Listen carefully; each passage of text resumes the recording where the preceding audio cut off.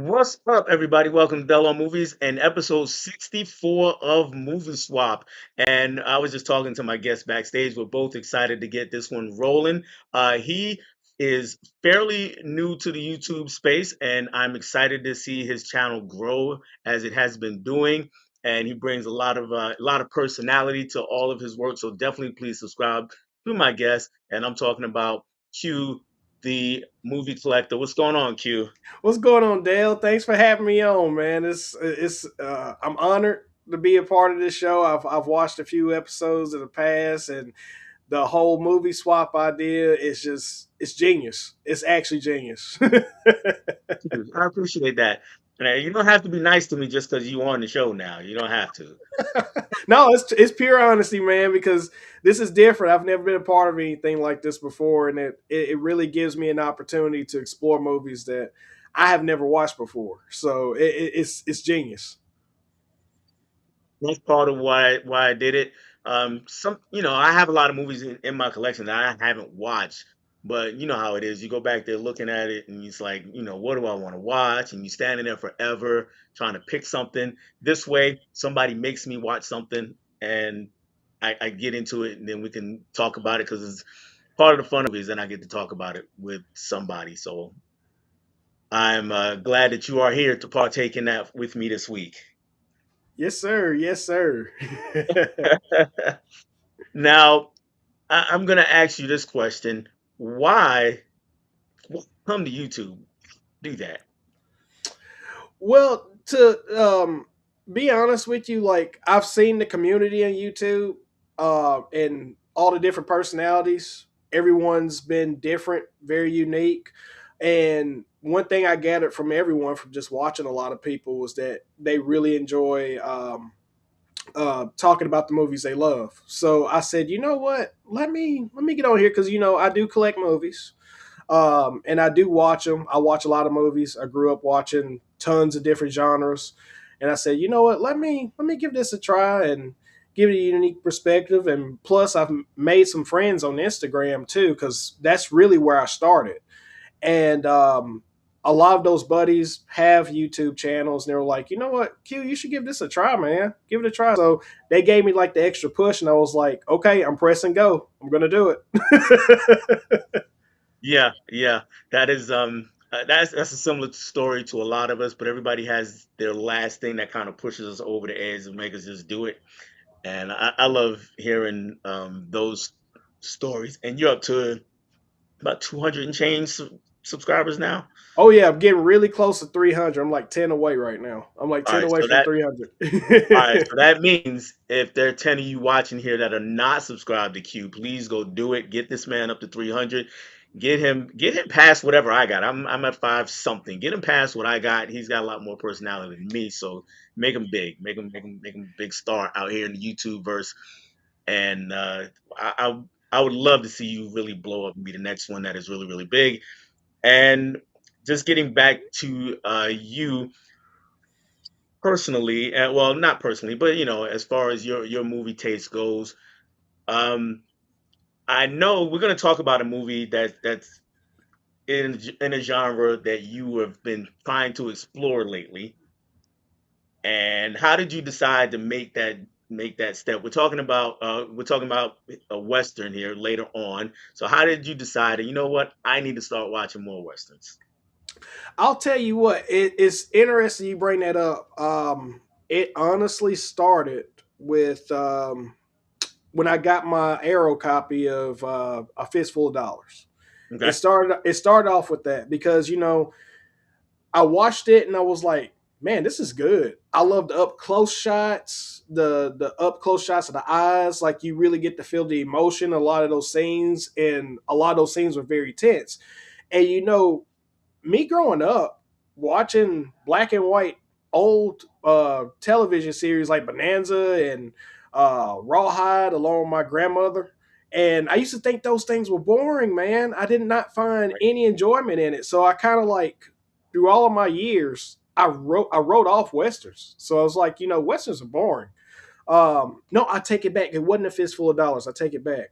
It was actually Tombstone is what got me turned on to So westerns this year. Yeah, and I enjoyed Tombstone so much because of the great cast and um, all the set pieces they had in there, from the corral sequence, which was epic, and the storyline on it too. Um, it really had me intrigued. I was like, wait a minute, man, westerns are pretty nice because they got great action and they have a great story on it. I said, let me check out more. So when Fistful of Dollars dropped, I watched it and I enjoyed it. And then I forgot who it was that explained the difference to me, that Fistful of Dollars was a spaghetti western. And I had to look up the definition about what the difference was between it, and finding out that, hey, it's an Italian film. So spaghetti Mhm. western. So but yeah, that began my journey, man. Um and I can't wait to check out the rest of them that's on my list. That I've got a whole pile of westerns to watch, man. A lot of them. One of the great things about movies is you make those, well, the great thing and the terrible thing is you make those lists and, they just get longer and longer and you'll never get to the end of it. So you're always going to have something to watch. Um, to be honest, my story with Westerns, similar. My grandfather used to watch Westerns all the time. So when I was a kid, so it was one of those things where, I pass through or I look up at the TV and there's John Wayne again. And you get kind of bored with it. And I was a big baseball fan as a kid. So my grandmother was the baseball fan. She was the sports fan in the house, and I didn't grow up with them, but when I was there, when I was at their house, she was the sports fan. She was watching the baseball in the other room while he was in watching he was watching the western. So I might sit there with the western for about 5-10 minutes, and then I said, "Let me go see the game." Grandma's watching the game in there. Let me go in there with grandma and watch the game. And for me, it was Young Guns, the original Young Guns, that Ah, kind of moved me into, oh, westerns can actually be good, and just kind of went from there. Um, let's see if who is all in the chat with me, because I'm seeing some comments pop up, and I want to acknowledge these folks that are here. And first in tonight was Steve, aka Just Moody. What's going on, Steve? what's going on, Steve? And here's Jeff, aka John Doe Juggalo. Says good evening. What's up, Jeff? Jeff, what's going on? Of course, the twins, or at least Mika is here. What's hi, Mika? Hey, Mika. And we got some people saying hi back and forth to each other. And Jeff says, I'm following my boy Q. Outstanding. And Mika, Westerns are tough for us. Tombstone is one we enjoy, as well as The Quick and the Dead. Still have to give the genre more of a chance. Um, I, I say there's good in every genre. You can find something you like. You can Yep. find something you like. Um, yeah, you just have to be willing to give them a chance. And we were talking backstage about westerns a little bit, and I had mentioned that the storylines are a lot of times similar to action movies. So that way, Mika, they're just action movies. Just so happens to have horses and cowboys and six shooters. Um, they're still fun movies. Yeah. Steve, I think Bonanza was boring too. I should have been a half. It should have been a half hour. Not much ever happened. You remember Bonanza? Yeah, that was one of the old ones that I remember watching too, and I wasn't a fan. I mean, I remember it being on my TV, but I don't remember what happened or didn't happen. I remember a little more of Gunsmoke. I used to watch Gunsmoke, Oh yeah, or at yeah, least my mom did. And to be honest, the most Western thing we actually watched was Little House on the Prairie, even though that's not a Western. yeah. That was always on in my house. Adrian is here. What's going on, Adrian? What's going on, Adrian? Adrian is the man. And talking about westerns, I used to like watching The Lone Ranger. That was my western. I used to watch The Lone Ranger and Tonto all the time. Curious, Adrian, did you see the movie with Johnny Depp and Armie Hammer, or what you think of it? I didn't. I hated it. And did you see that, Q? The Lone Ranger with Johnny Depp. I didn't see it. It came out at a time where I wasn't really interested in watching a lot of Disney. No offense to everyone in the chat, I got you. but I do remember the trailers to it coming out. I do remember that when it did come out. So yeah, I do remember that. Okay. Okay. Jeff, I'm in the same boat as the twins when it comes to westerns. I enjoy the ones I've seen, though. Okay, fair enough. And we're gonna put a pin in that right there. We'll come back to it is if anybody else pops in. So question for you. Last video I saw of yours you did the other day for a movie you got in switching gears completely, called Lock. Yes. I had I had heard of the movie, but I didn't know anything about this movie. And I watched the video, so I know what you said in the video, but I'm gonna ask you to sell me on it a little bit more because one person mostly in a car doesn't sound like a movie I want to watch. You swear it's a movie. So here's the whole thing about the movie. Okay, it does take place in a car. I'm trying to think of something that was good in a similar fashion. You know, I it's the other movie I talked about in the review, like Saw, like the original Saw. The Hmm. original Saw mainly takes place in that one room, but Right. then you have segments of, montages of what led up to things they started remembering what happened prior to them getting into that room. Okay. This is kind of the same boat. It doesn't just all take place in the car, but a lot of the important things that's going on, like everything you're focused on, takes place in the car. And you've got Anthony Hopkins, which is Anthony Hopkins is just as psycho and crazy as he's ever been, much older. I don't want to say he's on the same playing field as he was as Hannibal Lecter, but Hmm. he's up there in this movie. And the whole thing, the guy gets in the car and you got Anthony Hopkins calling inside the car like, "Hey, I've got you now. Like you're trying to steal my car. Like I want to definitely punish you for that because I don't like thieves and I don't like, people of your kind." And it just takes off from there. It's hard to explain, but it's really good, man. Especially stuff he puts them through in that car. It is it's brutal. It is brutal. There's one scene in that movie that was really really hard to watch. Let's just say it involves a empty water bottle that's filled with contents. Got it. I think I know where that's going. Uh, and then just on my end, why I said it's hard for me to think I want to see it is because Tom Hardy did a movie a few years ago where he was sitting in a car. I can't remember the name of the movie, but he was sitting in the car. Basically, he was talking to his wife on the phone for like the entire movie, like 90 minutes, 80, 90 minutes. And people swore it was a great movie and he did a great job. And I'm not going to say he was bad because I don't know if I've seen Tom Hardy be bad, Yeah. but, but the movie itself just kind of bored me. So this sounds like it might have a little more going on. So I will definitely check it out. Before we get started, I do have to say that unfortunately, we did lose a Hollywood legend today. Yeah. Uh, RIP to one Robert Redford. Mhm. And I'm going to ask you and everyone in the chat, just if you can, just go ahead and let me know either your favorite Robert Redford movie or your first Robert Redford movie or both. And yeah, just go with that. And do you have a favorite Robert Redford movie? I'm trying to think. I'm looking on here just to kind of refresh my memory of some of the Redford movies. There is one. Gosh, what's the name of that movie? Where is it? Where is it? Where is it? Um, wasn't he? Wasn't he in one of the Captain America movies? Yeah, he was in The Winter Soldier. Yeah, yeah, he was in that one, and there was that one movie he did where I forgot what baseball uh, athlete he played as. I think he Um, was the natural. Yeah, the natural. Yeah, the natural. Those are the two I remember quite well, especially the natural.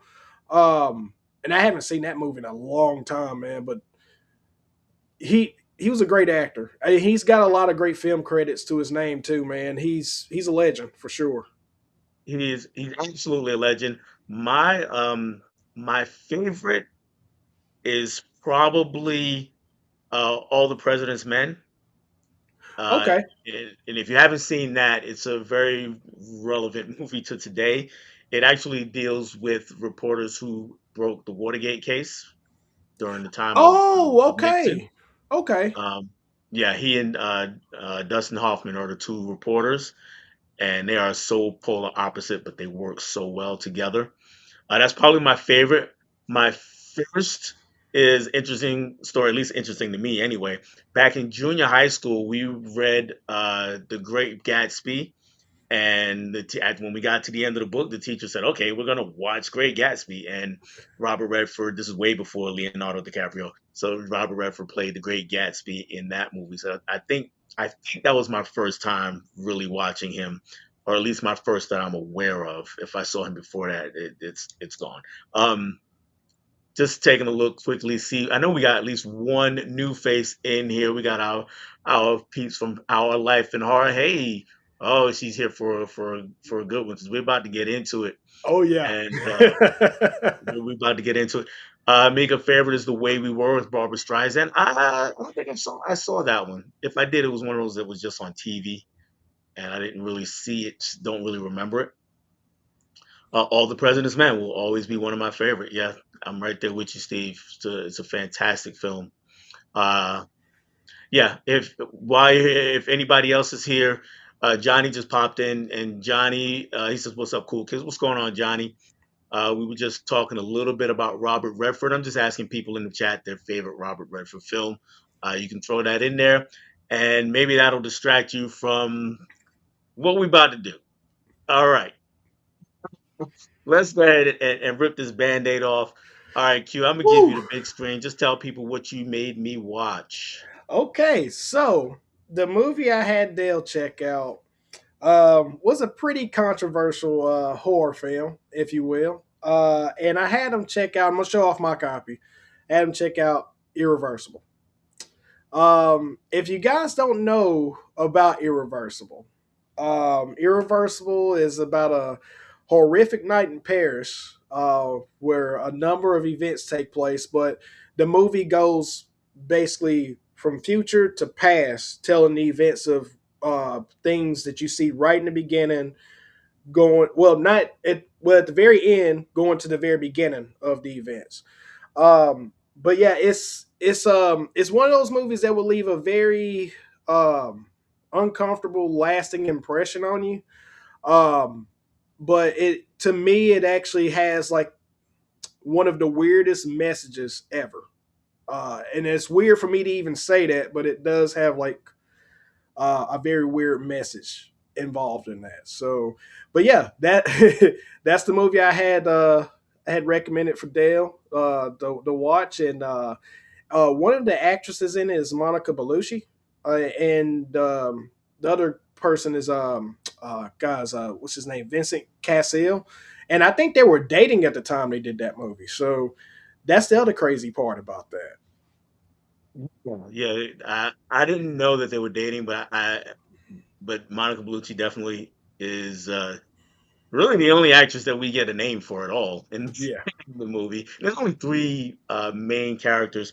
Before we get into the movie proper, let me go on a quick rant against streaming. Even though I have it in my house and I watch streaming all the time because my family watches all sorts of stuff. Um, but when I decided that from Q's recommendations that this was going to be the one that I watched, I went looking for it streaming because I did not have it in my collection, and it was not streaming anywhere. And what some of you I probably well what I probably shouldn't say out loud, but some of you may have guessed. Every now and again, I got to go down those dark corridors of the internet to find a movie, and going that way even you couldn't get a good copy of it, or the subtitles were off. This is a movie, this is a French movie, and so I had to go to Amazon, and I actually had to buy my own copy. I bought the Blu-ray, yeah, so to make sure that I watched the film. So this is why physical media matters, and this is why all this stuff behind me and behind Q is important. So anybody not a collector out there, I'm not encouraging you to just start dropping money everywhere, but just consider the idea that buying physical media might be to your advantage. All right, so let's get into this movie. Right off the bat, we meet Monica Bellucci's character and her boyfriend, played by her actual boyfriend at the time, and just lounging around. lounging around in bed and being silly and goofy with one another, and things are going pretty cool. Um, but something happens early on in the movie that makes later in the movie even worse, and that is even though she necessarily doesn't say, but she thinks that she might be pregnant.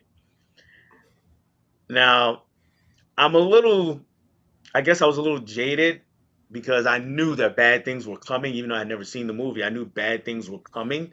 So I'm gonna ask, before you saw the movie for the first time, did you know bad things were coming? Or how did that pregnancy affect you, like right at the beginning, before all the other stuff happens? Okay, so this is what's gonna make this segment even more interesting. Okay, Okay. so Dale, it sounds like what you watched was the straight cut version of the film.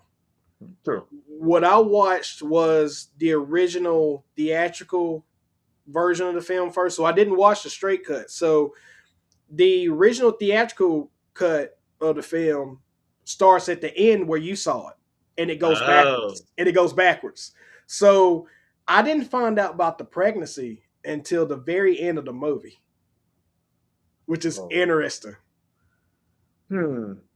So you get all the hard hitting stuff before you get to the softer elements of it. And the straighter cut, they didn't really put it out until years later. So I'm gonna have to go back and watch the straight cut because I didn't watch Okay. the straight cut, so I just watched the theatrical. That's Knowing what. that, okay, so the reason I watched the straight cut is because honestly, I just assumed that that was code for theatrical and director's cut, Yeah, right?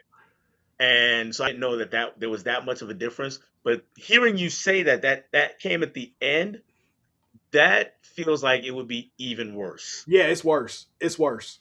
It's definitely worse. It's a lot worse. Finding that out at the very end, I'm just sitting there with my jaw dropped, like, wait, what? No, no. Anybody in the chat who's seen it, let me know if you saw the original cut or the straight cut, um, or both. If you saw both, yeah, just thinking about it. So now, I mean, I don't. Yeah, just thinking about it just sounds way worse because I couldn't imagine having to watch all of that first and then hearing that. That would be Yeah, crazy. Okay, so is it like so? Is the original cut like Memento, as in it goes completely backwards, or is it kind of like a Tarantino movie, like out of order, just kind of jumps around? oh no, it goes completely backwards. I mean, it goes absolutely. It starts right off with the two old men in the apartment, and they're talking. The camera pans down as the ambulance is there, and then it goes from that segment to where the boyfriend beats up. While I they're in don't the want to. alley with Yeah, yeah, they're in yeah, the alley with all the yeah, and yeah, then you go to back to finding Monica Bellucci, and then that, and then the party, and then yeah. okay, It literally okay, goes backwards. I mean, it literally starts off from where you saw the end of it. That's the beginning, and it goes in reverse the entire way.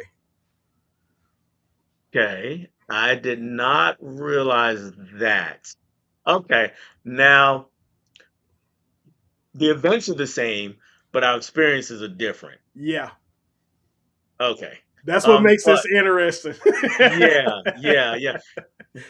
Okay.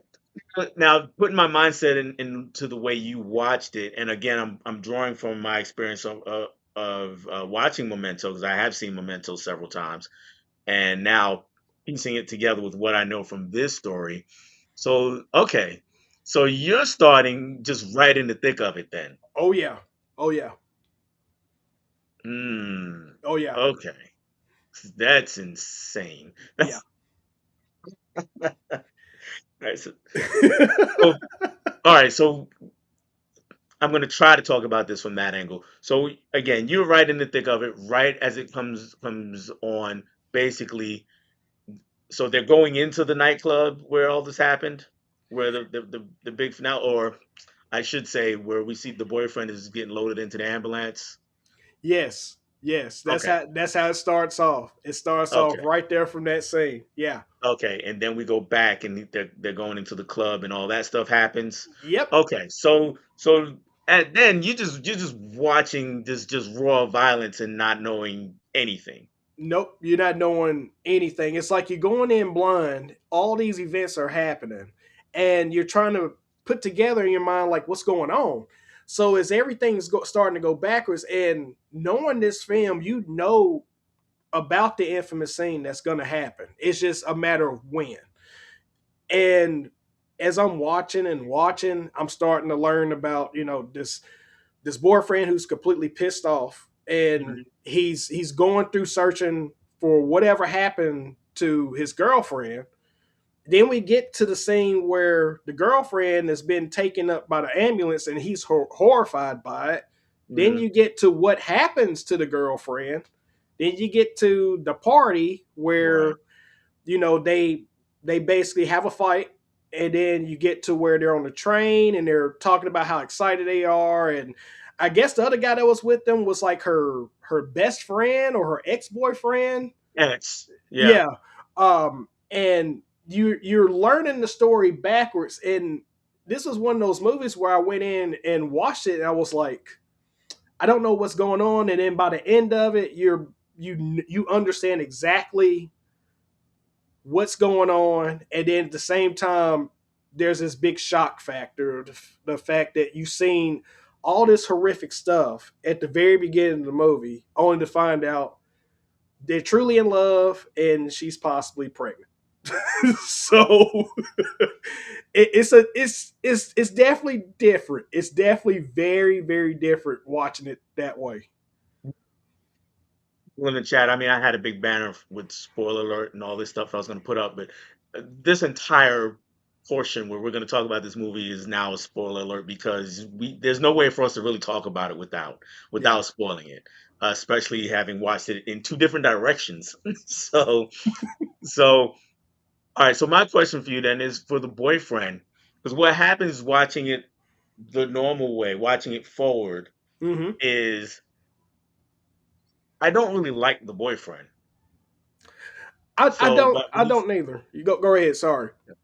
well, I was just gonna say, when we're as we're watching him, his behavior is just kind of going downhill from the time they leave that apartment for that very first scene, what I saw as the first scene, and his behavior is just kind of going downhill from there. So, yeah, I don't like him. So I was curious if, you know, going backwards, are you kind of on his side because he's trying to do something for his girlfriend? I want to say by the time I got to the scene from where he's horrified by when they found her in the Hmm. condition that she was in, you start seeing I started feeling for him. I really was feeling for him at that point because I was trying to figure out, why is he going through trying to find this guy? Why he beat the hell out of this one dude in the club? And then you see why he did it, and I'm thinking to myself, okay, that was justified. I would be feeling the same way that he's feeling at that moment. And then you get to the party at the apartment that they went Hmm. to, and then I'm like, man, he treated her terrible. The way he Yeah. talked to her and everything, he was terrible to her. Um, and then when you get to where you saw from the beginning, and I saw at the end where they're in the apartment, that was one of those moments where I was like, okay, he truly loves her. He truly loves her. But I will say, I want to say his attitude changed when the ex boyfriend came into town, and he Yeah. started becoming more of an unlikable person at that point because you got the ex boyfriend sitting there saying that, oh, when we were together, you wouldn't do this and you wouldn't do that, and I bet if we did this now and all of that, and I felt like it was more of a, you know, who's more of the her type in that way when she's clearly in love with her current boyfriend. I think that maybe have had something to do with his attitude change, but I could see why you felt the way you did. I could definitely see that. Yeah, and we'll talk about the X in a minute, um, but yeah, like I said, watching it the other way. At the beginning, I'm like, they're a cute couple, they look great together, and all that kind of stuff. And then especially once we get to the party, because when him and the ex are kind of going at each other, it's just kind of a pissing contest, and Yep. I get it, but I wasn't too bothered by it. But then at the party, I mean, he's doing things that were just outrageous. Oh So yeah. then his behavior afterwards, after what happens to her, it a lot of it felt like he's trying to take care of his own guilt more than really do anything for her. Yeah. So I was like, yeah, I don't necessarily like you either Yeah. in this moment. Um, but yeah, let's talk about the ex real quick. So again, watching it the way I watched it, my first thoughts was him because you see them on the train, and well, he meets him at the apartment, but they're on the train and riding together. And all these questions he keeps asking, he's like directly asking about their sex life. Yep. And I'm like, why is this dude just so interested in talking about their sex life and what they do together and what they used to do together? I mean, at that point, I was kind of on her current boyfriend's side. So, I'd punch this dude's lights out. Yep. So it's enough is enough. And he's a guy you kind of, as the movie goes on, for me, going that way, you like him a little more as the movie goes along because he seems to be the sane one. But again, you saw it going the other way. So Yeah. how did that work for you? Well, for me, at first I didn't like the fact that he was bringing that up, but again, watching it the other way is I'm looking at it kind of like the dude is trying to control the chaos, if you will. He's trying to keep them out of getting into so much crap because dude is like raging, trying to seek revenge out for what happened to his girlfriend. And the guy's basically there trying to say, hey, you need to really think about this. We shouldn't be talking to these dudes at all. Like, we shouldn't be trying to, figure out how we can find out where these people are because we're getting mixed in with a bunch of bad people and they're sitting there. He's they're going back and forth. I mean, he's being the voice of reason to the dude, trying to talk some common sense into him, but he's just not Right. hearing it. So He, that's what I ended up liking the ex at the very beginning a lot more than the boyfriend because the boyfriend at the very beginning, watching it from the way I watched it, he just seemed like an angry guy on a warpath for right, revenge. right. It didn't help that he's all hopped up on coke, so Yeah. that doesn't help. Nope. Let's see what they're saying in the chat about it. Mika, Irreversible is a tough watch. Watched it once. I totally understand that. We got a favorite Redford movie. Favorite, it's down to three: Sneakers, All the President's Men, or Legal Eagles. So Legal Eagles, I think when I was really young, so I don't really remember it at all. And I've never seen Sneakers. I gotta watch Sneakers. People seem to love Sneakers. So I do love how the film is shot in terms of the time lapse they use. Okay, talking about Irreversible here, Mm-hmm. and I love Monica Bellucci. Before this, I've seen her in things, but the only thing I really knew her from was Kill Bill and The Matrix Reloaded, Yep. and I was aware of her, but that was really about it. Uh, See, this was a rough movie. I thought it was really well done, though. I thought enough of it to buy it after streaming it the other day. Ooh. Yeah. So, Steve, so you decided to buy it and watch it. Be prepared for the stream. Sometimes Steve will do that, and I appreciate Steve for that. And he bought it after streaming it. Okay, so that is a big recommendation. It's a great family film. Absolutely, absolutely. French horror is my favorite. They definitely don't hold any punches. Don't pull any punches in they French horror. That they is for sure. Have you nope, they watched a don't. bunch of French horror or any number of French horror movies? I'm trying to think. I want to say I picked up one from Severin recently. I think it was Baskin. I don't know if that's French or not. I picked up Baskin, and I No, I haven't haven't watched it seen that one. before. The two most famous ones that people kind of talk about are High Tension and Martyrs. Oh yeah, High Tension. I love High Tension. I love High Tension. Um, I love High Tension because of the way they kind of spin you around at the end. I don't want to spoil it for anybody that's Yeah, that's yeah, watching this, but yeah, the way they kind of change it up on you at the end of that movie, man, that was yeah. genius. Inside is another one which I have done on Movie Swap. Someone introduced it to me, and that may be more disturbing than Irreversible. Even it's a pretty rough film. I found it on AMC Plus. I used a free trial to check it out. I got sneaky. There you go, Steve. Nice. Never looked at a fire extinguisher the same way after seeing Irreversible for the Oh first time. no. Oh Oh no, you no. cannot. You cannot. If the car plays no games, they do not. They do not. Everyone should own their top 50 favorite films on physical. That is a great point. Now I'm thinking, do I have all of my top 50? I think I do. We'll see. Then again, I got to figure out what my top 50 are again. So that keeps changing. I watched it in reverse too, so that's cool. Okay, cool. High volume videos here. This is one of you guys. Hey, you guys. Keith. And Johnny's agreeing with Jeff about owning the top 50 on physical. And I saw the original cut when I was in college. Okay, so we got people who mostly saw it the way you saw it. Looks like theatrical, yeah.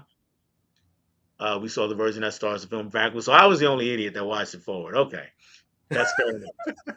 But no, it's interesting though that you did watch it that way because it makes the discussion that much better because I haven't seen the straight cut version of it yet. So it's interesting hearing the different opinions and how we think of the movie based off how we watched it. So I think the fact we're even talking about this right now is amazing. Absolutely, absolutely. Mika recommends watching both versions. Okay. Okay. Now I'm gonna have to ask you to clarify that, Mika, because you said you only saw it once. Now, let me know what we talking about here. Holland is in the house. What's up, Holland? What's going on, Highland? Jeff, backwards from Point of Destruction. The end is my introduction. Okay, fair enough. So yeah, it looks like I'm gonna have to see it from the ending or the way most people have seen it. Cocaine's a hell of a drug. Yes, it is. Yes, indeedy. Is there a way to be able to watch this film in both directions? Yeah.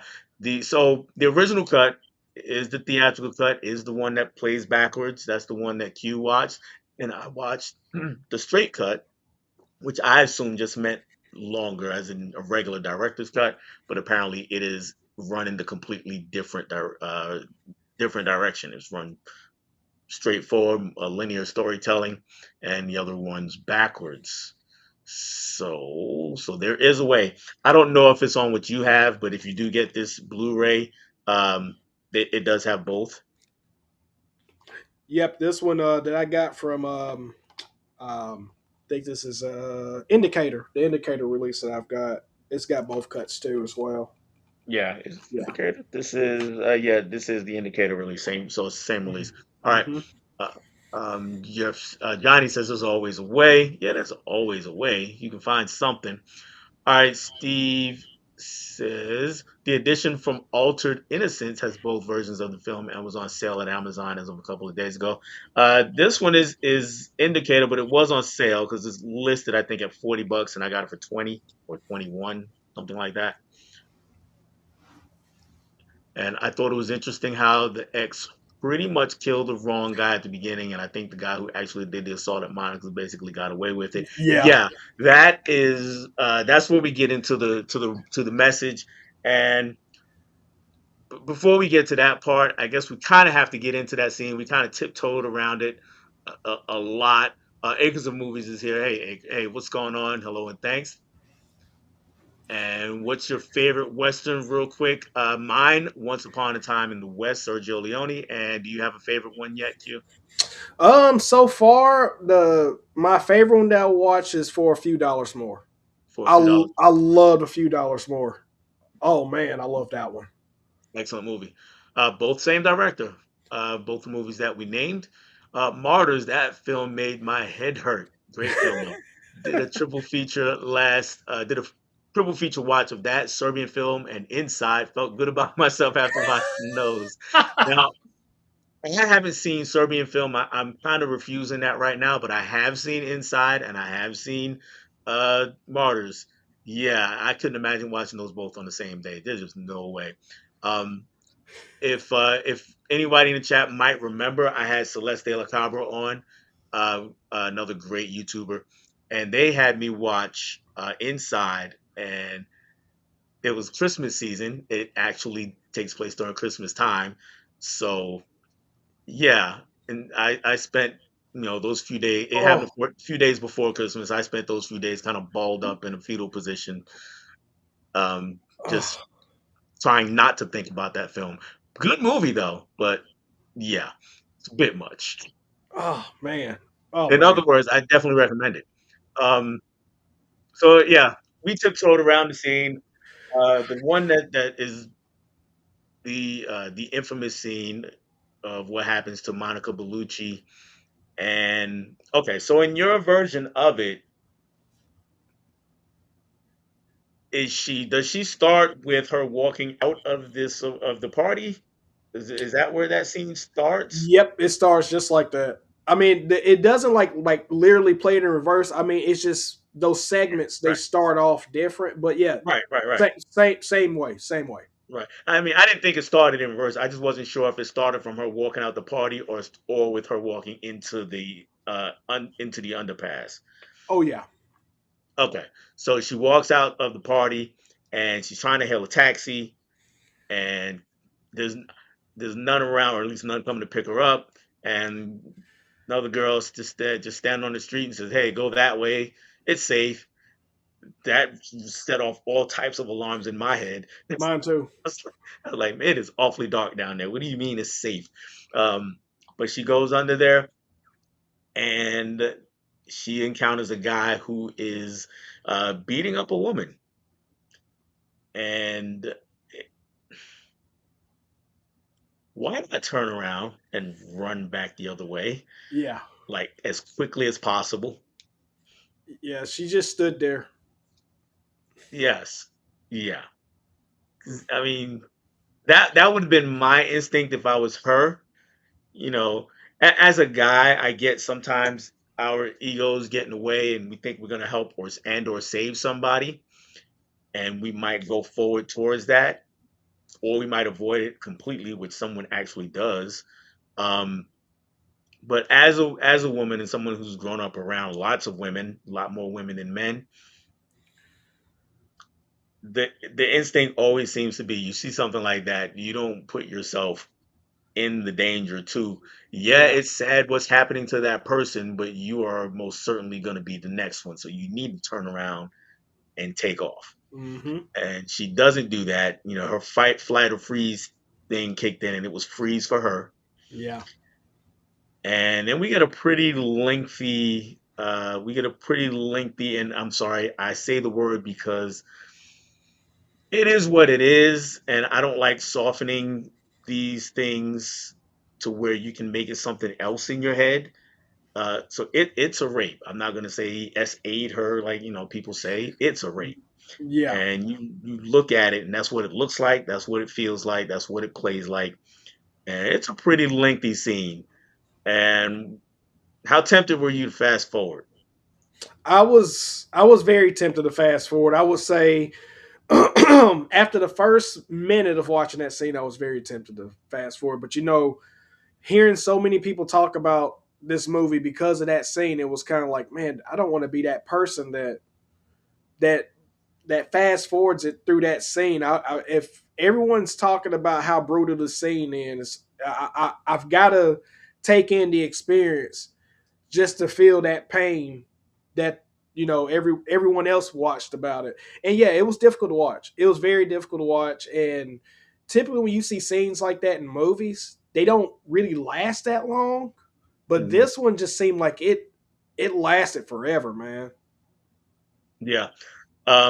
It lasted for a really long time, and the camera is interesting because Gaspar Noé is the director, and if you've seen any of his other movies, you already know he's screwed up somewhere up here. But Yeah. during the rest of the movie, most of the rest of the movie anyway, the camera's doing all sorts of things. It's swooping, it's swirling, and it's up, it's down, it's really close, it's backs up far away. It does a lot of things. But during this particular scene, he just puts the camera in a spot that's not very far from what's happening and Hmm. leaves it there. And interesting directorial choice. It's like I want you to feel this, just like her. I want you to feel what's happening, and yeah. So that's one of the things that makes that scene really difficult to watch.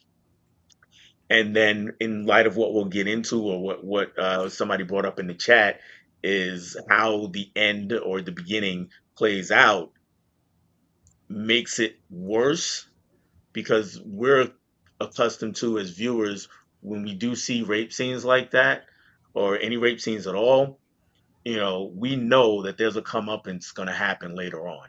Hmm. Something bad is going to happen to the person who did it later on, whether it's jail, whether they're killed, or whatever the case may be.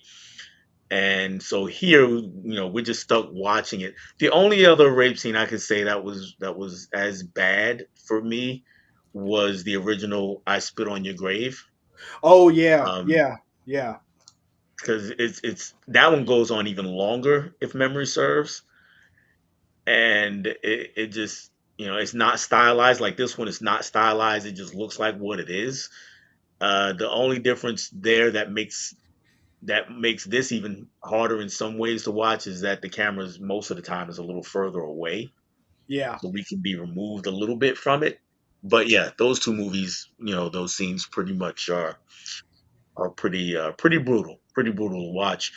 Um, so not knowing any of this going into that scene though, you just see her walk out of this party. So you don't know anything about really her relationship yet. Nope. You really don't. You don't know anything about it. It just happens. It just happens from my perspective for the way I watched it. It was kind of like, okay, it looks like she's storming out. You can't tell whether or not she's angry about something because, Monica Bellucci, especially her in that scene anyway, she showed no emotion. She showed no emotion leaving that party other than, Mm. she's just trying to go home. Right. But it wasn't until it got to after that scene and it shows her at the party, you see how upset she is at the party. Okay. So so then you're like, okay, now I see what's going on here. I see what's going on here. The and then you also immediately feel like um watching that scene also like how why would her boyfriend just let her walk out alone Hmm. like that walk out alone and leave that party by herself. Like, why would he allow that to happen? Okay. Okay. So my next question then is, are you when you see her, does it connect at all that this is the girlfriend that he was going crazy about, or you're just not quite sure how it's coming together? It's coming together at that point mainly because watching it in reverse, the scenes they're very close to each other when you're Right. watching it. So prior to that scene, you're seeing the boyfriend and her ex boyfriend basically mortified um, at what they just saw with the ambulance loading her up, and then it shows her actually going into the thing and the underpass, and immediately I'm putting two and two together. Something bad. This is the scene. At that moment, I got thinking this is the scene. This is the scene Yeah. where this is just going Yeah. to happen. So I knew right then at that moment it was going to happen. And plus, it don't help that the cover is a dead giveaway to that scene. It was It's a dead giveaway. So when she's going into that underpass, I'm like, it's all red sides and everything. I'm like, okay, this is it's coming up. It's coming up. yeah.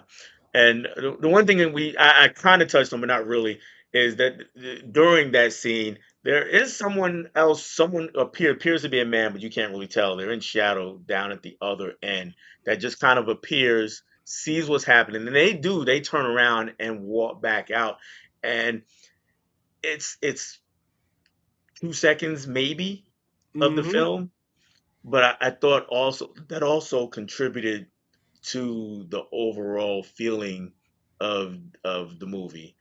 And I don't know if I want to say negative, but um, it contributes to the feeling that the director is trying to create. Yeah. So you can view that as positive or negative. And it's a I think it's one of those things where if you miss it, it's not like it's going to change your view of the movie or anything like that. But if you see it, it does add just a little bit to it, that a little extra kick to that movie. And so we get to, well, let me see what others are saying here really quickly. Um, the film really shows the brutality of the incident. It's supposed to be tough to watch. I agree with that. It is definitely supposed to be Mm-hmm. tough to watch. Time destroys everything. Hmm. The camera made me sick with all the movement. Yeah, Yeah. if you're one of those people who get motion sickness from watching the camera move, yeah, you might not want to watch it. In addition to that scene, just because, like I said, most of the movie, the camera is kind of doing all sorts of things, and it's a lot of times trying to intentionally disorient you or place you in what's ever happening, and especially in that fire extinguisher scene, is really trying to just put you right in it. Yeah. Johnny, I've seen a lot of messed up shit in my time, but that underpass scene still turns my stomach. Yeah, Yeah. Yeah. and that one woman told her it was safer down there. Yeah, She exactly sure what I said. did. She Yeah, sure did. yeah, that's what I was saying. Yeah, she told, hey, you can go that way. It's safe. And as soon as she said it, like I said, red flags just going off for me. I'm like, oh no, there's no way, no way. I'm not walking down there myself. I say, even without the cover of going into the underpass, hell no, run, lady, run. Yeah, exactly, Ollie. You need to be really going the other way, really, really fast. And and I hate it because there's this other woman that's definitely being assaulted down there. Um, but you kind of gave him a twofer at this point. Mm-hmm. Um, the brutality of the end of that scene made it even worse because on top of the rape, then we get the just a brutal punching in the face, over and over and over. So yeah, definitely a hard to watch scene. Um, so okay, so that brings me to, now we talked about the overall kind of message of the movie. So watching it forward, I'm going to give you mine, and then I'll let you give me yours and see if they kind of match up or don't match up because I don't know. Um, so watching it forward, it's it's really really cynical movie period, and what makes it harder, what I was trying to kind of hinting at, is that yes, what happens to Monica Bellucci character is horrible, but we're trained to kind of wait for the comeuppance of whoever perpetrated that. And in this movie, by the end, like I said, I don't really like the boyfriend, and I definitely don't like the guy that raped her. And these are the two that got off the lightest Yeah. of anybody in the film. The guy who did it, he's just kind of standing around watching somebody else be murdered, and the boyfriend, I mean, he gets his arm broken, but of course the murderer is the ex, who's really, like you said, trying to bring calm to the chaos, but then winds up getting sucked into it. Yep. And then, of course, we don't know if Monica Bellucci's character lives, dies, or what happens, from that point forward. And that makes one of the other hardest things to watch is just the fact that the ending credits pop up. Yeah. And I was Yeah. like, oh, we stop in here. It's like, whoa, okay, wow. Um, so that's how it goes forward, backwards, similar, different. Backwards, the way it starts out is the very beginning where the camera's doing its weird thing, Right, right, and right. it's going into the apartment, and there's like this older guy who's telling another dude a story about all this horrific stuff that he did to his daughter, and I'm sitting there Yeah. wondering like, where's this leading to? And then the camera pans down, you see the lights from the ambulance, and you see the guy getting into it. And so for me, it was a different experience in the fact that it didn't seem quite linear to me. It was kind of like trying to piece things together as it was going backwards.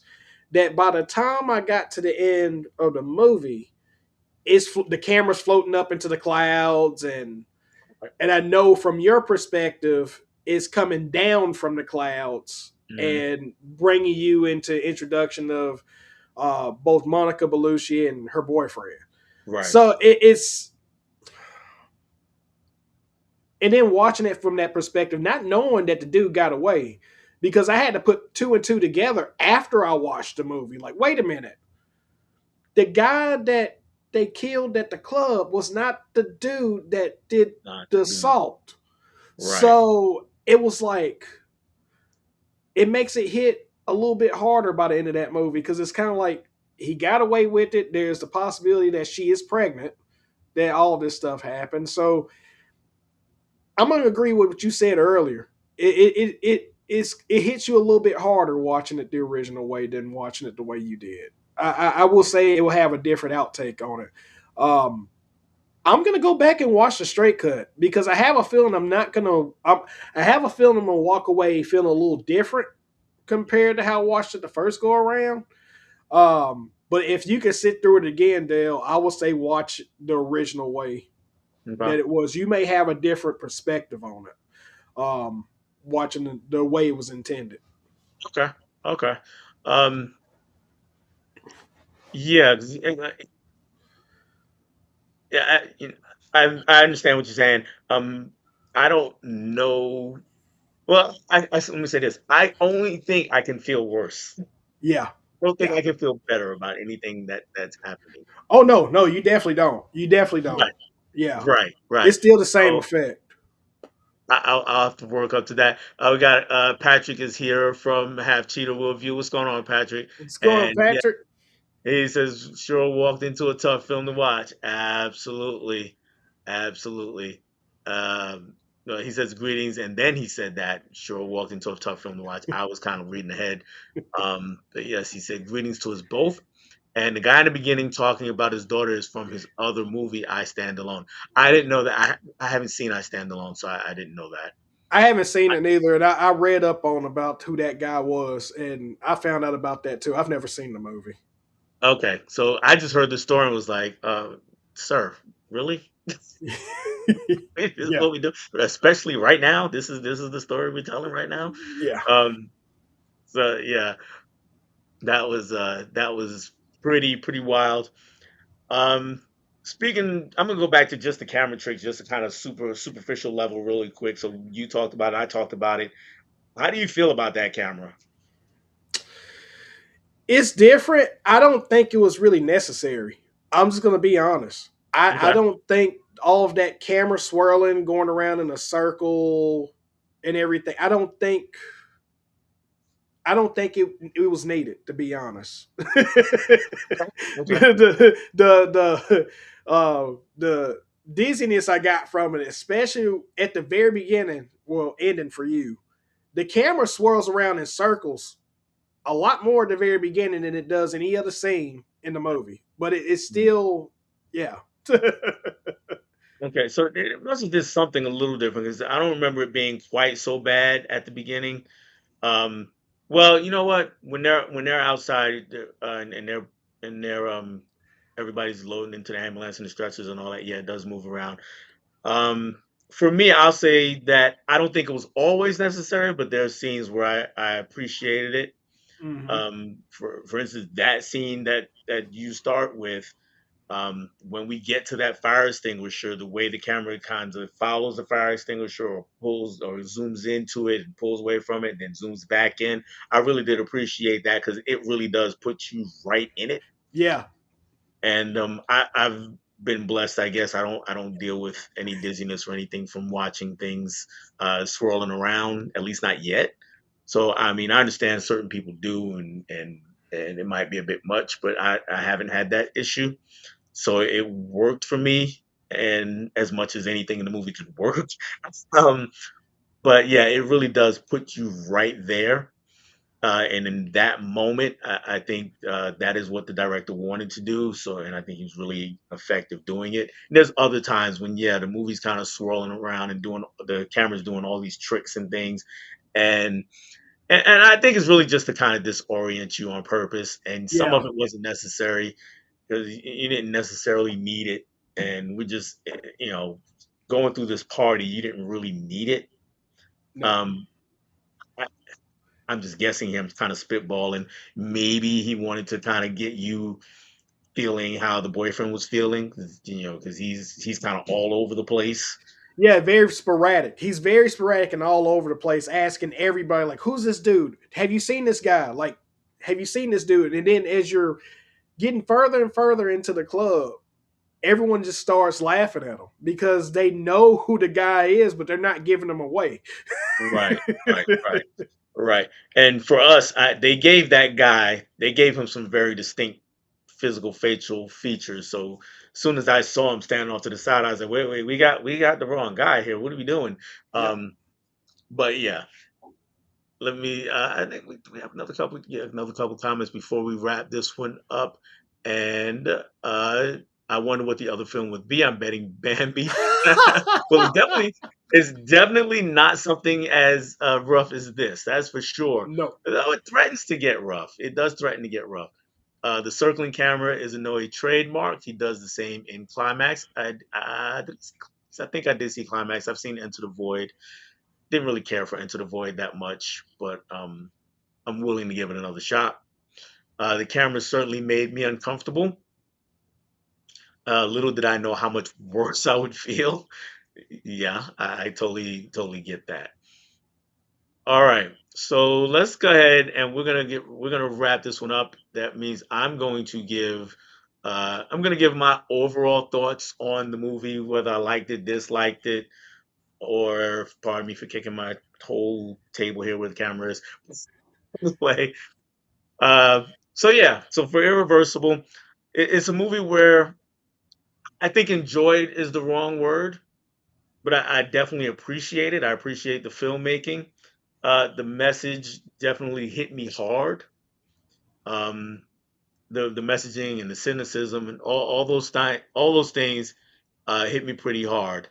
And I'm reminded of a quote about art from I don't know if you're familiar with a poet named Nikki Giovanni.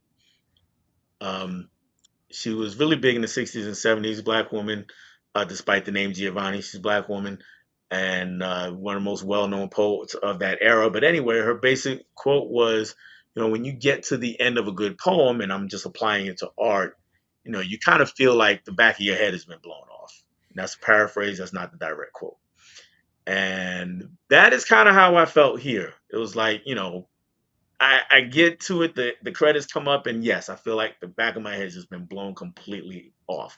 And that means it's good art, whether or not it's an enjoyable movie. It's good art because it it affected me on the inside. It didn't just disgust me on the outside. It definitely disgusted me on the outside. Let's not get that twisted, but it disturbed me on the inside, which the best horror does to me also. Um, s- with that said, so yes, if I'm grading this movie, it gets high grades. Will I ever watch this movie again? I wasn't sure before this conversation, but now I'm feeling like I kind of have to because I do want to see the difference in watching it when with the story starting from the end and working its way back. I will say it won't be anytime soon. But I will at some point be like, okay, let's see what we got here. But yeah, Patrick, I will probably have Bambi on standby. You know what? I wouldn't even have Bambi on standby because mom gets shot at the end of that. That's not Oh it. yeah, yeah. So, or in the beginning of that, actually. So yeah, I might have something else even happier on standby. Maybe The Incredibles or something. Um, to watch. But yeah, so I will see it again at some point. I can't say when, but I will definitely watch the original when I do. So I will say, yeah, I really did appreciate the filmmaking on display, and appreciate Mr. Gaspar Noé making me feel a little bit sadder about the world than I already did. Yeah, So that's where I am yeah. on Irreversible. Q, if you like extreme horror, I can recommend No Tears in Hell, which was just released. I have not seen that either, so I will keep that in mind. Um, Same. it's an American movie, Patrick, or is that a French movie also? Let me know.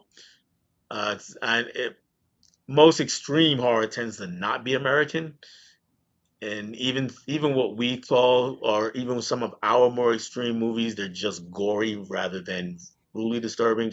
So something like Terrifier, Hmm. yeah, they're fun movies, they're really gory movies, but it's really just gory.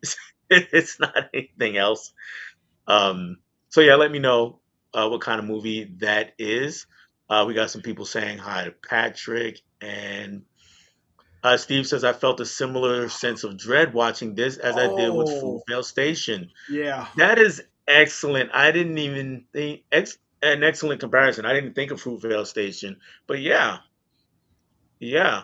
And in that movie, they build up that dread throughout the film until we get to the end. So yeah, I definitely see it. I definitely see it. Patrick says No Tears is an American film. Okay, Oh, okay. okay. Well, you said just released, so I have to be on the lookout for that. And we are at yeah, we got everybody's quotes. And so now, Pat, you're going to find out what that other movie is, though I'm going to chastise you a bit. You didn't look at the thumbnail. Let's move on. So the movie that I had Mr. Q watch, we talked, we hinted about it. We said that it is a Western. And this is a, as soon as I hide that and bring this up. It is an American Western, not a spaghetti Western, but it is starring somebody who's been in a number of spaghetti Westerns and directed by Clint Eastwood. This is the Outlaw Josey Wales. And in this film, Clint, of course, plays the title character, Josey Wales. We meet him right at the beginning, and well, some pretty rough things happen in his life too. His wife and son, they are burned alive by Union soldiers known. This is, yes, during the time of the Civil War. There are Union soldiers, kind of a rogue unit known as Redlegs. They showed up at his farm. He is not a soldier at this time, and they're kind of hinted at that they assaulted her. Um, in any event, their house is burnt down with the wife and son in it, so they're both killed. A little while later, Josie is knocked out. He's beaten up pretty bad by these guys. When he comes to a few days later, some Confederate soldiers show up, and he decides to join them as a way to exact his revenge because he knows that these were Union soldiers that did this, and so he becomes a Confederate soldier and known for killing up some folks. And some twists and turns a little bit later on. We get to the end of the Civil War. There's a surrender, and Josie's like, "Nah, I'm not having that." And so now he's on the run, and everybody's after Josie, and the movie goes from there. Um, so for you, first time watching, and we get that opening scene. I don't want to spend too much time on that because we needed something, a catalyst. We needed something to set up Yeah, yeah. the movie, right? And that's pretty typical sad, because it's his wife and his child.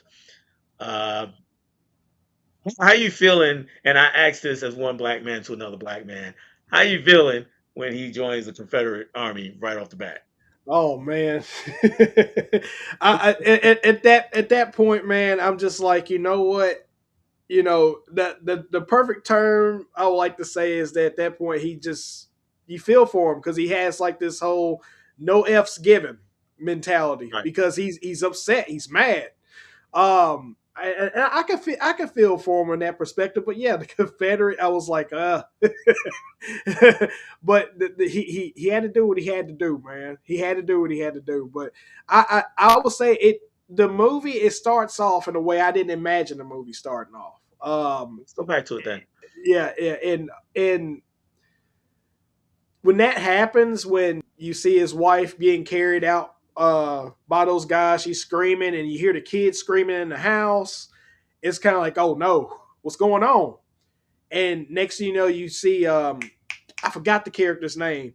He's a guy who actually leaves the mark on his, leaves the sky on the scar on his eye. Yeah, And yeah, he right. stabbed at him right there at the very beginning, and he's knocked out. And like you said, he wakes up from it, and he's burying his family. So, but yeah, I was a little, I was a little taken back by the whole Confederate joining up the Confederacy, but at the same time, I was kind of like, you know what? He's out for revenge. He wants to see. He's ready to burn the whole world down at that point, just to get some justice. Captain Terrell was his name. Yeah, that's Uh, it. That's it. yeah, Captain Terrell was his name. And thank you, Patrick. He says that I made some terrific picks. Thank you very Yes, much. he Okay. does.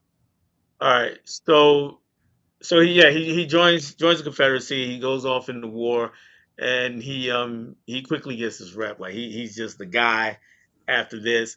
So we finally get to the surrender scene, um, where his guy, his leader Fletcher, the guy that recruited him, he's telling the troops, he's telling, hey, look, this is over. I'm going to turn myself in. It's that way if y'all coming, but I've had enough of this war stuff. And he turns and goes, and everybody decides to follow him except for Josie Wales. Where were you then? At that point, there was the kid. I forgot what the kid's name was. The He young, wanted yes, to, the the young youngest guy. kid. I forgot his name too, but yeah. Yeah, he wanted to follow Joe. He wanted to follow Josie and basically said, "No, I'm not doing this." And Josie's like, "Go on, kid, surrender yourself in." Hmm. And at that point, when that was going on, I had this feeling in the back of my mind, something ain't right about this. Something's definitely not right about it because they've done all of this, and then when they get to the actual campgrounds to surrender, when General, what'd you say his name was again? Guy that hit him was Captain Terrell. Yeah, Captero. When he reveals himself working with the guys, I'm like, okay, this is not going to end proper. This is not going to Hmm. end proper. And the kid, you automatically see his radars are already set off. He's Yeah, not trusting anything they're telling them to do. Like, put your right hand up, repeat after me, say these words. And he's like, I'm not saying that. I'll surrender, but I'm not saying all of this. right, And right.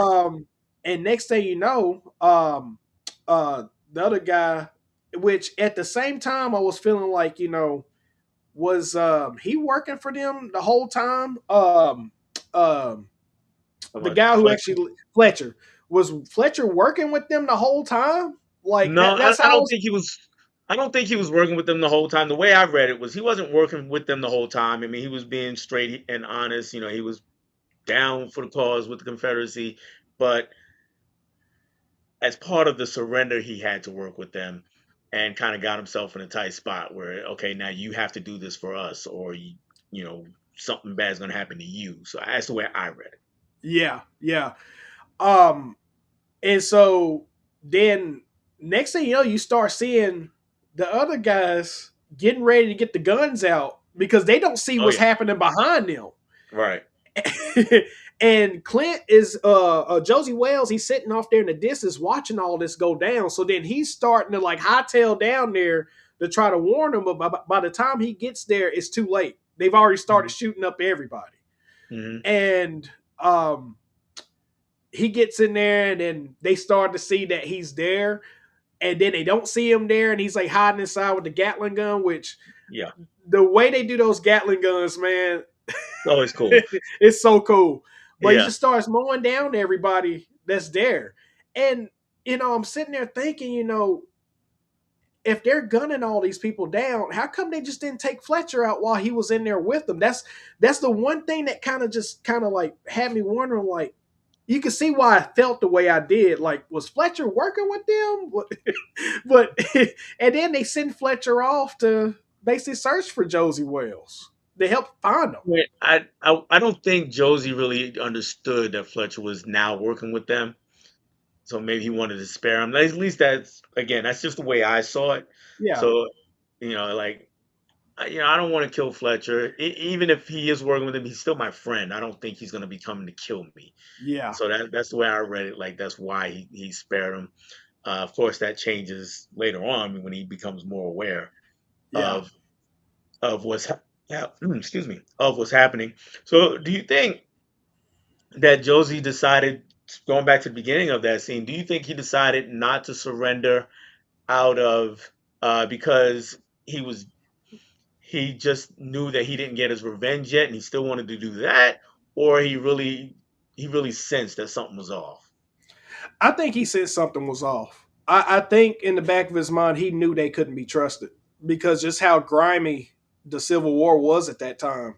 Mhm. You just couldn't trust anyone at that time period. And I want to go on even to say that I think it was a little bit more than just the revenge angle too. I Okay. think it's just he just didn't trust anybody. Yeah, he didn't trust anybody. He learns to over the course of the movie. Yeah, he Um, does. and that's an interesting idea. And yeah, he goes on the run now because he's got the kid. The kid's been shot. hmm And what did you think of the relationship between him and this kid? Oh And man, I'm just gonna grab something off camera really quick. But all go right, go ahead. ahead. Man, I love the relationship between him and the kid, man. And one of my favorite scenes with him and the kid, um, it was definitely when he was basically nursing the kid to get back to health, and the two dudes stumbled upon them with their guns loaded, um, basically trying to collect the bounty on getting Outlaw Josey Wales. And the Mhm. kid just starts, he's playing into it, like, I don't know what's going on and I need help. Can you come Yeah, over and help me a little bit? It was kind of like they were working hand in hand. And at that moment, you saw Josie was like, this kid's smart. You could see it on his face, like, this kid's smart. And so the kid shoots that one guy. The other dude turns around. Josie takes out the other guy. I just love their relationship. It was just, um, I don't know if we can spoil it yet, but I was taken back by what follows after that. That was another hard moment in that movie for me. yeah, it was. Yeah, and it's one of those things where I kind of, even the first time I saw it, I know that's coming because he's been shot, and we weren't going to drag him around for a whole hour and a half of movie time, which is where we were. So, um, not that I was fine with it, but I was like, yeah, okay, that makes sense. Um, but when Josie's kind of on his own, he's riding around and he meets a Native American fellow. And how'd you like this guy? Man, and you gotta excuse my dogs in the background. They're going a little crazy in the background. But man, I thought he kind of reminds me of like a he kind of reminds me of like kind of like the OG. You know, he ain't there to start no trouble. He kind of is doing his own thing. Don't bother me. I'm not a part of what's going on in the world right now. Just leave me be. And one of the interesting things I loved about the dynamic between him and that Indian was that when he comes up on him, the Indian seeing the horse run right past him, right in front of him, and the Indian's like, "What's going on?" And then, Josie Wells shows up behind him with the gun, Yeah. and he's like, he basically tells the Indian that That's odd. I'm faster than you at this. And he says, well, I'm not one of those kind of Indians. Mhm. You know, Yeah. he said there's other Indians out there that's more like that style, but I'm not one of them. Mhm. And that first meeting, I didn't think anything of it, of the relationship actually blossoming, but the longer he sat there and they talked, and then next thing you know, he passes out, and that begins to me, honestly, um, after the relationship of him and the young kid, to me, that's kind of like what kickstarts the adventure for me with this film. It was the Okay. minute he meets the Indian, and then it's kind of like, okay, this is where this journey is taking off to now. We're on the road to Mexico.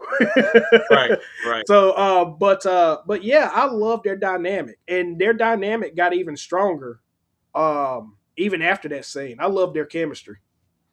Right. They did have great chemistry. It was a great performance by both men in for the rest of the movie. No doubt about that. I do have my reservations about the character himself, not about the actor, but about the character.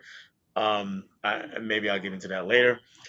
Uh, but we meet. We there's another Native character, Native American character, a little bit later, um, where we meet her, and she's under the thumb of a rather a guy who could have been in the last movie. Let me put it.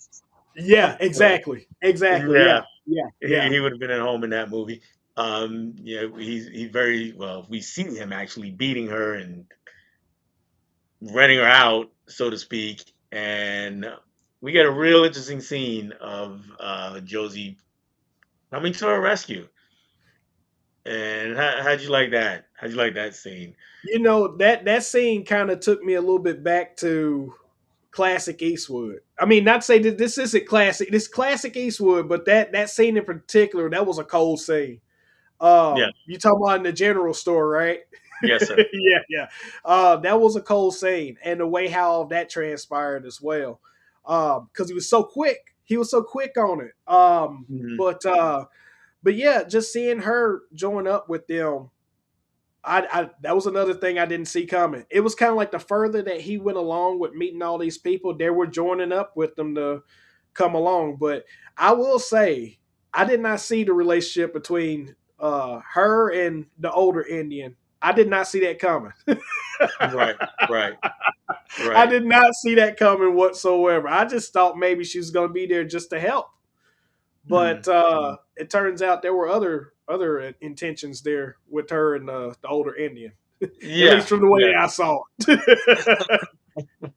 It was definitely an interesting dynamic between all three of them, actually. And like you said, Josie Wales just goes along. He's now collecting people at this point as he's just rolling along. Yeah, And if you're Josie Wales, you know where you're trying to get to. Are you bringing all these people with you? if I'm Josie Wells in that instance, being the fact that he wanted to go along anyway, no, I'm not bringing all those people along with me, especially given the fact that I would probably bring along uh the lady Indian. I'll probably bring her along, but I just didn't see the old Indian actually coming along for that. But it Yeah, was interesting how that come about. But just knowing the character that he is, he just seemed like he wanted to be alone. He wanted to do this on his own. He really did. He right. didn't want any. He didn't want any attachments. I think that's what it was. He didn't want to be attached. And you see him becoming attached. He's changing as a character Mhm. as the movie progresses, which is good. I guess we'll talk about that later, but the character of Outlaw Josey Wales, he changes. He changes. He goes through a drastic transformation as the movie progresses. I think that's Let me put this out there. Let me see what you think of this. So, does he really change or does he revert back? Because remember when we meet him, he's got family. yeah. So does he just miss his family and he's like, I think I want to do this alone, but here are these people and I can make a family out of them. So is he kind of reverting back or is he really just changing completely? I want to say honestly, I will say by the end of the movie, I feel like he reverts back. Okay. But leading up to that, I think he was changing into something entirely different. Like he became caring towards strangers, which you didn't see that before. You didn't see that at Right. all. It before it was just pretty much he was hell bent on revenge. Um, and even then, when seeing him with the Confederate army, it didn't seem like he had any attachment with any of those guys. Right. Um, but him meeting and coming along with and meeting all of these other characters, he's growing more and more of an attachment to them. And then by the end of the movie, it just kind of seems like he's come full circle. He's back to his old self. So I see why you asked that question. I do Mhm. think leading up to the end of the movie, he was completely different, but ended up going reverting back to his old family caring self. Yes. And we didn't hit on all the people he brings because Yeah, as we go along, we bring more people. yeah, And we meet another woman who is about to be assaulted, and an old lady and another guy. And we just got a whole slew of people. And when we meet them, for me, the character you said the older native gentleman kind of sets off the adventure part for you. For me, the character that kind of brings him back from the adventure, even though it's not over, is the older woman that yes, he meets. She's definitely a motherly, grandmotherly kind of figure, and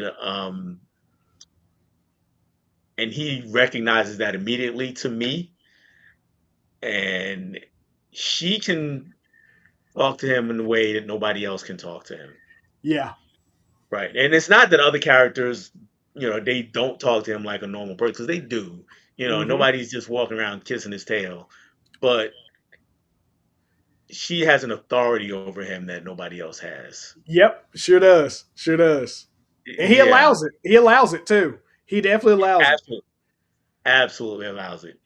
He definitely is looking at her like, all right, this is the mom or grandmom of this little crew right here. We got going on, and so I think we're on the same page with grandma. How about with the younger lady that he comes across with the grandma, the younger lady? Yeah, with her, I don't think initially that he looked at her as like a love interest. I think he Mhm. was just looking at her kind of like, she needs obviously she needs to be saved because of what they were doing to her when we finally crossed paths with them. Um, but you can see that she's immediately stricken by him. I want to say she was immediately stricken by him in the scene where you kind of get introduced to those characters in that town. Because weren't they in that town initially where you finally see those characters for the Yeah, first time? you kind of get a glimpse of him. Yeah, Yeah, yeah. And as it progresses, you start to see that she cares a lot about him. But I don't think he initially had those feelings in the beginning until like near the end of the movie. yeah, You kind of sense that he has those same feelings for her. Um, but that's one of the beautiful things I loved about this film, even with it being a western. Um, the character building. I love the relationships, how they built, how he built and established those relationships with each character that he met along. Every last one of them meant something to him by the end of the movie. right, And she definitely was one of them that did that. Um, right. but I got a question for you, Dale. Sure. What did you think initially of the Indians that showed up in that scene? The ones that were buying from the general store. Yeah, yeah. All right. In this case, I'm gonna have to lay out all of my feelings on all of those characters, all of the native characters, Native American characters. Yeah. So for for me, they just kind of showed up as a contrast to the older gentleman that was with Clint. Mm-hmm. And I don't know if you're familiar with the trope called the noble savage. So Noble Savage is similar to the Magical Negro trope. Are you familiar with that one? Yeah, yeah. I'm familiar with that one. Yeah. Similar trope. Okay. And basically, what it is it's a character who's not white, who is basically more civilized than other people of his kind, Yeah. and is there kind of to aid the white character. So that's how I felt about him. And so when I saw those other two guys, I saw them as a way to reinforce him. It's like, hey, look, he's not them. Yeah. And then I felt a similar way with the girl. It's like he's not her either. She doesn't even speak English, Yeah. and not that she's not a good character, and not that I dislike all of these characters, but this is just how I kind of viewed them. Hmm. So when I saw those two guys there, it was kind of it was just kind of a, you know what, it's just a reinforcement to say, hey, he's different from them. That's Yeah. kind of the way I felt with that character, and it kind of fed into the whole general idea of Clint as a white savior type of character. Yeah. Yeah. I could definitely see that now. Yeah. Okay, okay. And did you have other feelings about them? Those two that you initially asked me about. Well, I mean, honestly, I felt like, and that's what I felt like what the movie did a great job with was it didn't just give you one kind of Indian. They gave Hmm. you at least about three different kinds. You Hmm. had the tribal like Indians that show up near the end of the movie. You had the lady you were just speaking about, and then you had the civilized Indian that you Hmm. were talking about as well. I see a lot of similarities between the civilized Indian as well as the Indian that can't speak any English. I see some similarities because they have more of a working relationship with civilization, with normal civilization. Hmm. But she just seems like you know property, if you will. Yeah, She yeah, just seemed yeah. more like property versus where he lives amongst normal civilized people, so he Hmm. knows how normal civilized people move and um, how they go about doing things. But I will say this, man, I didn't see like all of these different aspects coming. I'm thinking like, man, this is just gonna be this guy on the run, reading the headline of the movie, and then not knowing that I'm going to come across like this being a part of Yeah. in the middle of a civil war. There's going to be all these different characters, especially being able to see all those tribal Indians that show Hmm. up. Um, those tribal Indians, man, they meant business. They meant business, Yeah. and I thought they were going to actually, cause some bad trouble for them, especially when they make it to Texas. Because when they make it to Texas, they're making it to the old lady's. I think she said it was her son's house that he had for Yeah. her. Yeah, Yeah. yeah. Um, and I think right there at that point in the movie, especially, I think that's where you see the biggest transformation from how Josie Wales was at the beginning to where they got there because he was actually helping along with straightening up the house, getting things in order. He helped out a lot with that, which you didn't see Yeah. that from him. You didn't see that from him in the other parts of the movie. Sorry if I'm getting too far off, Dale. Go for it. I Go got a for it. little excited. That's what we're here for. That's what we're here for. So just keep going if you want to. Yeah. But yeah, the scene where the two which we didn't even bring up the other two guys they brought along with them on the journey. I forgot what the names were. I think they picked them up when they first arrived into Texas, if I'm not mistaken. Hmm. But the scene where they go into that bar, the bar when they finally arrive in Texas, and they walk in and Clint's just playing like he's a normal person drifting into town. Can I get a drink? And they're like, we don't have anything to drink here. Yeah. That was a funny scene. Yeah, we haven't had anybody come through here in years. We haven't had anything to drink in years. And all of a sudden he walks out. He comes in with a whole huge crate of all this whiskey.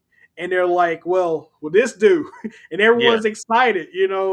But that was a good scene too. That was a really good scene too. That just But made me remember about that scene. I'm glad you brought up that scene, but that scene led to one of my favorite scenes in the movie. A little bit later on, we got Fletcher, the guy who's now working with the other side, Hmm. and they've been looking for him, and they show up in this saloon, and Fletcher's kind of sitting over off into the corner, and we got his other soldiers are kind of asking those same bar patrons, about Josey Wales. Where is he? Have you seen him? Has he come this way? Where did he go if he was here? Right? All these questions.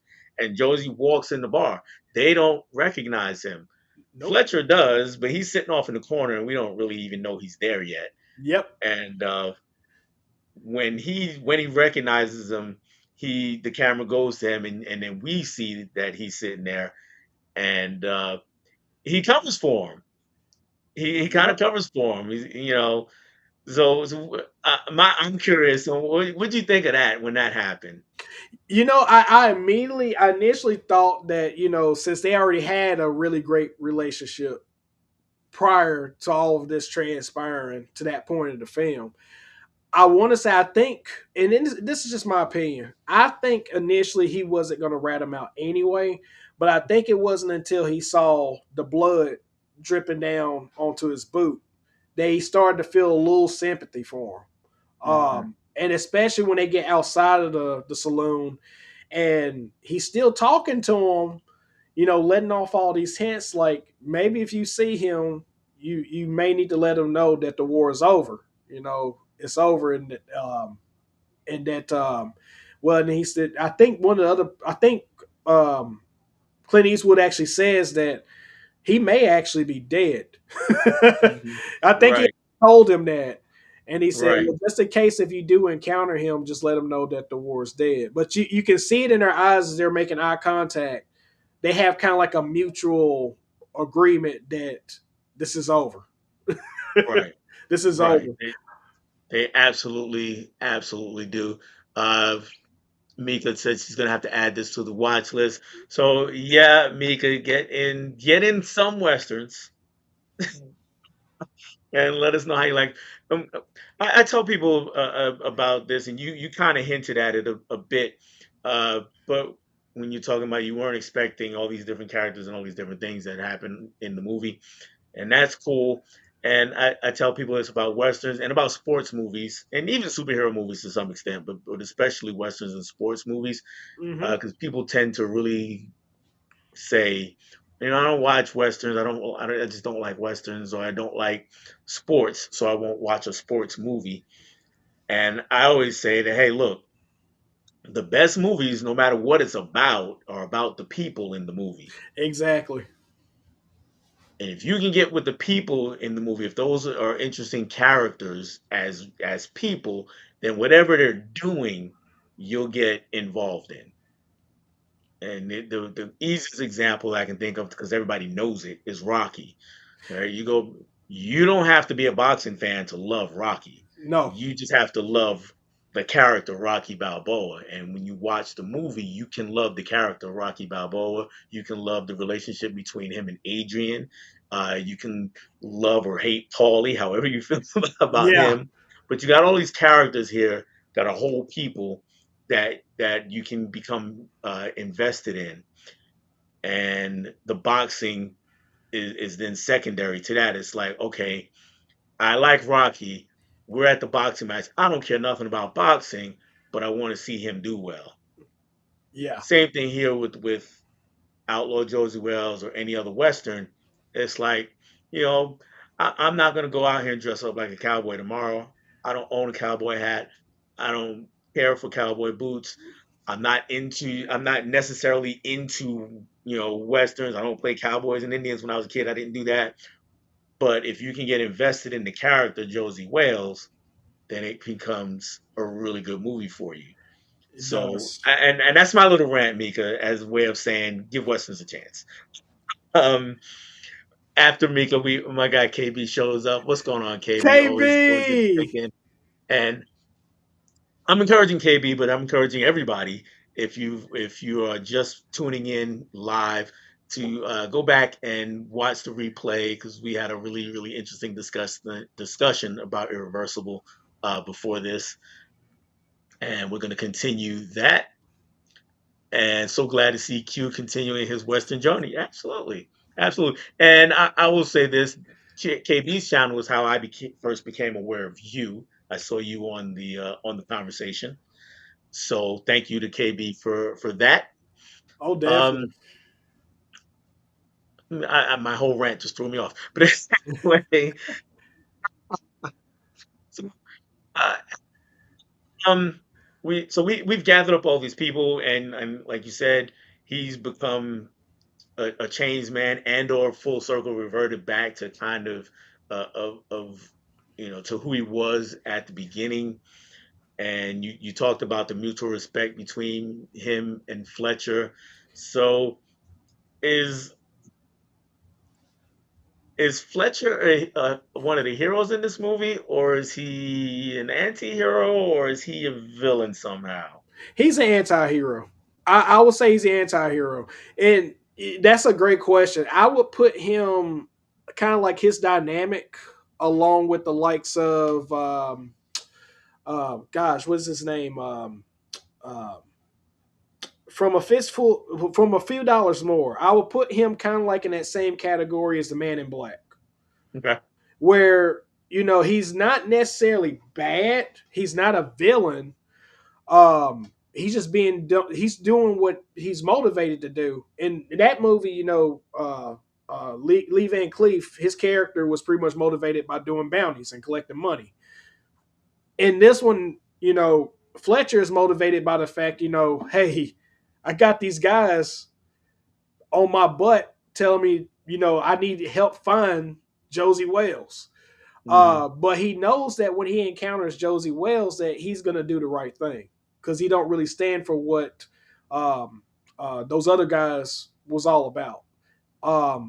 Yeah, I would definitely say Fletcher's an anti-hero. He's an anti-hero for sure. I'm there with you on that one. Um, just to go back to the characters a little bit, we talked about we talked about all the characters really. So who's your favorite? Oh man, my favorite character. Oh man, you're probably not gonna like my answer on this, but I like the older Indian. I liked him. Um, he, if I'm not mistaken, I have to go back and look, but I want to say that he was nominated for an Academy Award for Best Supporting for this. I think I'm not 100% sure. If anybody in Really? the chat knows, let me know. Um, yeah, he like I said, my reservations aside from how the character's presented, Yeah, he does a great job, and it's an interesting character. It's a cool character to watch. So I'm not hating on the on the character, just kind of pointing out some things that I yeah, saw. yeah. Right. So yeah, I mean, I don't have any problem with that. I mean, he He does a great job with the he, role, and he just kind he's of reminds me of like, um, I'm trying to think of the perfect comparison to him because he's not really quick on his feet. He's kind of like the old guy that just takes his time. He takes his time with everything. Even that scene where they go rescue the old lady and her granddaughter, they go rescue her. He goofs and falls down the side yeah, with the rock yeah, coming down. That's typical of somebody of his stature to do something like that. He's a friendly guy and he has every great intent, and he just keeps making these little accidents happen. But yes, he's yes. definitely a ride or die character for Josey Wales, and I loved their relationship and their dynamic. I loved it. Yeah. Yeah, he's Well, my favorite character. and that, I mean, that relationship is really the only reason he's around Yeah, because like you said, he keeps doing all these things. He's not very useful. no, he's not. He's not really very useful, but he has developed that relationship with Josie Wales, and so Josie kind of keeps him around, even as he's complaining about him. He's Yeah, still keeping him around, and that's just the way it is. For me, the old lady is my favorite character. I brought her up. Um, and just her dynamic with Josie really, really works for me. And we can. Is there anything else about the movie that we didn't touch on that you wanted to talk about? I'm trying to think. I want to say I think I covered that one part, the saloon part where they go Okay. in the saloon. I think that I covered that part that I had a question about with that. Um, I will also say too, because we were just talking about how you asked me if because I'm sitting here thinking about it more and more because it's all starting to come back to me. Now that I think about it after we had this conversation about the movie, I want to say he does go back to his original self because at the end of the movie, he's basically doing what he was doing at the very beginning of the movie. He was farming. He was Yep. farming on the land and he was teaching them how to farm. So yeah, Correct. I would definitely I would say he goes back to his original self at the end of the movie. He Okay. definitely does. I just Okay. thought about that. Okay. One last thing that we didn't really touch on much is we talked about a little backstage beforehand, but this is one of Clint Eastwood's earliest directorial films. So just the directing aspect, from what you can tell, I know sometimes it's kind of hard to tell. Well, how do you think he did as a director? Well, there is another movie I've got back here. I'm trying to remember what the name of that movie was. Give me a second here. I'm gonna see if I can find it. It's over here in my list. It is what is the name of that movie called? Oh yeah, Play Misty for Me. He directed that movie too. Yeah. Um, I will say Play Misty for Me was pretty rough as far as his directorial efforts. I will say in this movie he was well polished. He was definitely well polished by the time he got to this film. Um, and everyone knows Clint Eastwood. He's a fantastic director. I mean, he just Mhm. came off from directing. Was it Juror Number Two? I think this is that the name of that movie. I'm Uh, not sure. I it haven't was seen that one. the last movie he's directed. And I think it came out last year, the year before. But just seeing the very beginnings of his directorial efforts, including Outlaw Josey Wales. I enjoyed his direction with this movie. The way he directed it, the way he had the scenes actually, telegraphed. I thought it was Mhm. amazing. It showed pretty much he learned a lot by that time period. He learned a lot. Okay. Okay. I will agree with that. He's one of those guys where now when we look at his movies, he's like you said, polished, Yeah, right? It it's one of those things where Clint Eastwood, the person, I disagree with his politics, and I'm not a big fan of the person that he is. But there's no denying the talent that he has as a director, right? He's yeah, very skilled. He knows how to tell a story. Whether the aspects of it you like or not, but he knows how to tell a story. he sure does. And and here, I agree with you. Here, he's more polished than he was with Play Misty for me. Even though that's also a really really fun movie, really good movie. It is. Um, so I will agree with that. All right, so we can get ready to wrap this one up, and I'm gonna do that by turning the screen over to you, turning the mic over to you again. Just your overall thoughts on Josie Well. Anything else you wanted to touch on, and whether you liked it, disliked it, how much you liked it or disliked it, and go for it. Cool. So I don't typically give a ratings scale Okay, whenever I review movies, and absolutely. I will say honestly, and keep in mind, people that's watching, my knowledge on westerns is not that big yet. So I gotta thank you, Dale, for that list you gave me and Absolutely. giving me an excuse to actually watch this movie because what this movie showed to me is that the only westerns, and I'm probably gonna upset some people, the only westerns that I actually known Clint Eastwood to be in that I've watched was the Dollars trilogy. Now I know there's Unforgiven. Everyone keeps throwing Unforgiven towards my way, like you have to watch that movie. I will eventually get to it. But I will say, as far as from someone coming from watching those spaghetti westerns and being introduced into more of the Americanized westerns with Outlaw Josey Wales, it really showed me how much of a range Clint Eastwood has in Western movies. Because in the Dollars trilogy movies, you know, he's just a man with no name. He was basically either collecting bounties to make some money. He didn't really have any emotional attachment to much of anything that he did. Versus in this movie, he's a man that's gone through a lot. You know, he had his family basically taken away from him, and the pain on his face. You see what he's going through. You see the different changes as far as the character. You see the different waves of changes he goes through as he's meeting all of these other characters along the way. Um, I very thoroughly enjoyed Outlaw Josey Wales. I would say it will definitely be a western that's a favorite of mine, even though I haven't watched much of them. I will definitely say I've enjoyed it. I enjoyed it a lot. I love the adventure, and that's the other thing besides just westerns, just movies in general. You don't really get a lot of movies that do a lot of long storytelling that put you on an adventure like that these days. And watching this was, you know, it was definitely refreshing to be put on a journey like that. Because throughout the movie, I'm just wondering, you know, what's he going to encounter next? I'm just waiting for what he's going to encounter next. I'm not even worried about the guy's finding out where he's at. I'm just wondering what he's going to encounter next. And that's one of the things I really enjoyed about this film. I really loved it. I'm glad to hear that. And even while you were talking, you talking about the adventure and what he's going to encounter next, a thought just popped into my head. Outlaw Josey Wales, very much a Western version of the Wizard of Oz. You know, he's just going It, along, you know, and gathering up people, encountering people. It just popped in my head. So thank you for that. I yeah, appreciate that's exactly what it is. I didn't think about that, Dale, but you're right. That's exactly you, what it's like.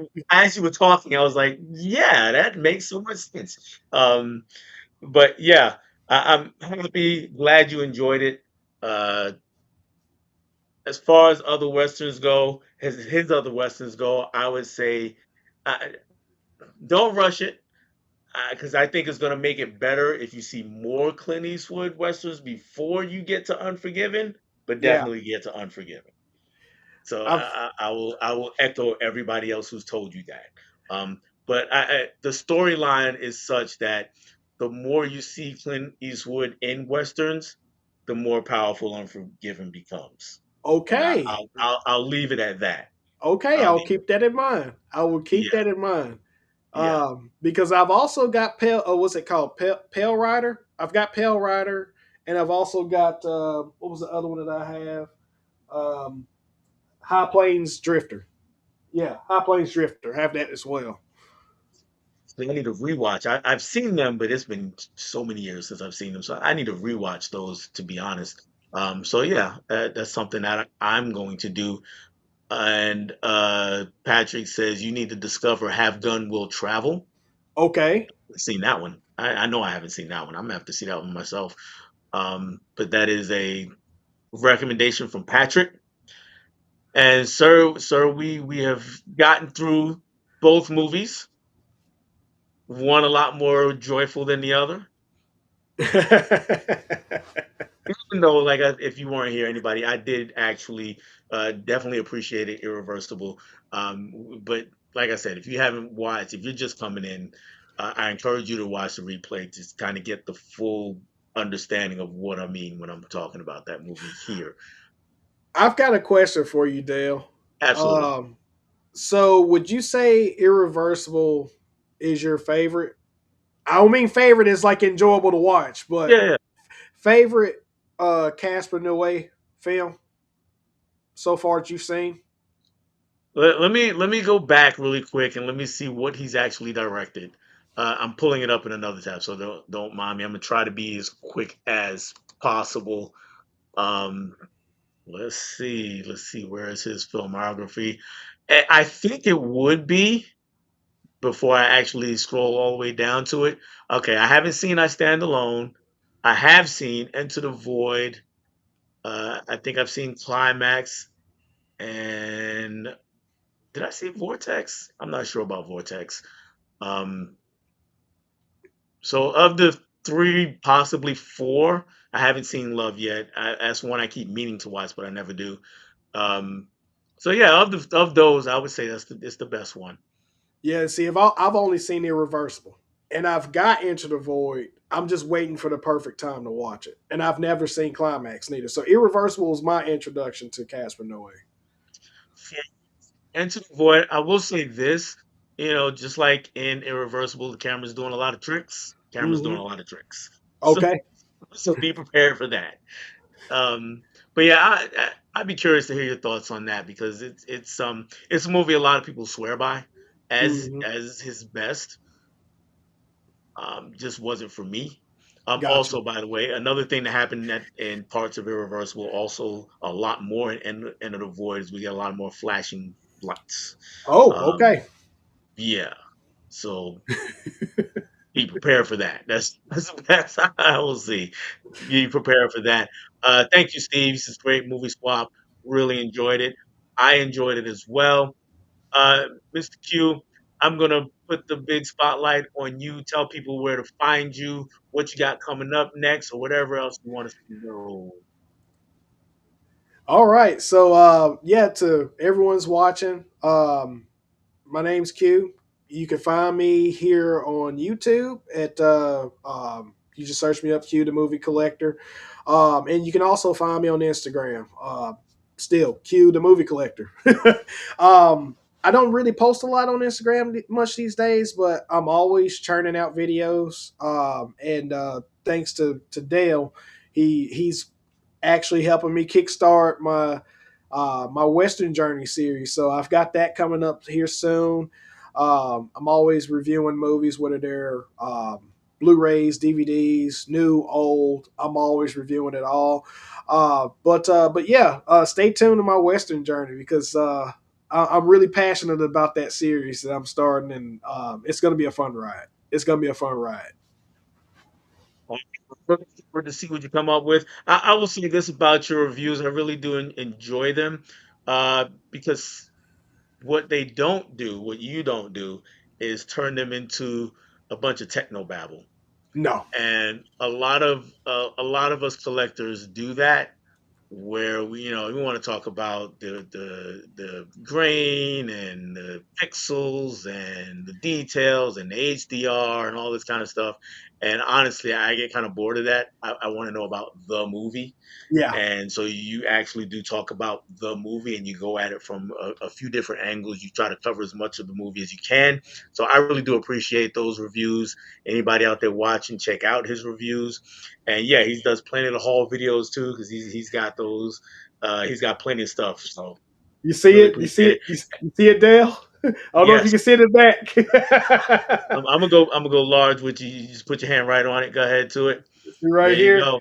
You see And that I got both of them now. So I'm journeying through those right now as we speak. So that's the black exploitation collections, so everybody. you may be able to see mine. There's one there, Yep, I see it. I and see it in the there's one back. right there. So I just picked up the second one. Matter of fact, my unboxing video for that went up a couple days ago. Yeah, that's what made me point to it because I was like, hey, I Yeah, got that too. I got that too. So we're both kind of on the same playing field, exploring those black exploitation movies, man. I'm absolutely. Well, excited. we re-exploring. I'll say that. Old age though. Um, we have one other thing in common that is a very big, big item, and that's that guy sitting right over there. Oh Big yeah. Godzilla sitting back there. Oh yeah. And Absolutely. if you feel the way I do, Dale, Criterion just needs to quit playing games and give us the Hasty era. Give us that in that same format. Just give us all of those nice Godzilla 80s movies, 80s to mid, I think it's like early 90s. Give us all those films and something similar to that. I know people, they don't like that packaging, but I like it, man. I like it. Loved it. I loved it. I loved it. As for me on this channel, guys, um, not I know I have a movie swap coming up in October with Ryan. Uh, Movies with Ryan. He's going to be back. We're going to be talking some horror. I have another guest in the works for October. I'm just not sure. So I don't have dates yet. I'll let you guys know. In the more immediate future, is I'm starting a series where I'm going to give my top 10 movies of every year, starting with 2000. And by the end of the year, I'm going to do a top 25 of top 25 movies since the year 2000. And the first video, the top 10 of the year 2000, will actually go up as a premiere on Thursday night at 9 Eastern. So it won't be a live video, it'll be a premiere. I'll be in the chat. So if you want to come hang out with me and watch the premiere and tell me how bad my list is for the year 2000, I would appreciate it. That's all I have. Thank you to everybody who hung out in the chat with us. Please subscribe to my man Q over here. Subscribe to each other if you're not already subscribed to each other in the chat. And that's all I have, guys. I will catch you on the next one. Bye bye. See you guys.